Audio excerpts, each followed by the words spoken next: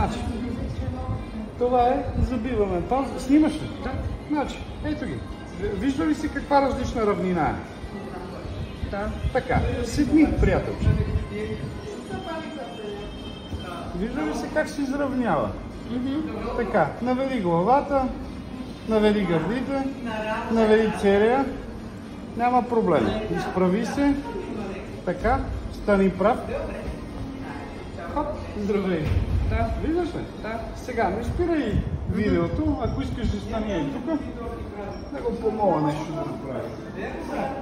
Приятелче, лягаш по лице, лягаш по лице, лицето тук, искам да ти премеря краката.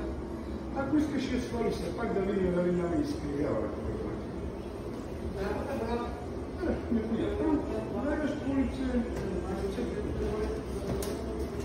ръцете от тебе, 100% отпуснат. Така, сега ще подръпна малко, не се стягай.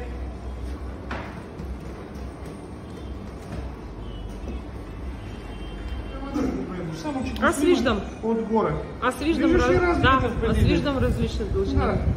Направо сигурно е сантиметър и отгоре.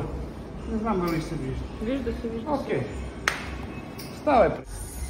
Видео ли снимаш? Да.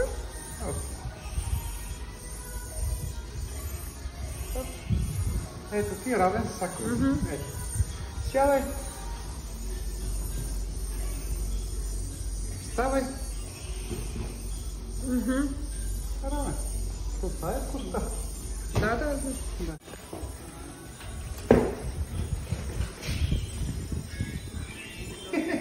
Ела гледай, ела. Да, виждам. Дошли на място. Да. Дъгообразна.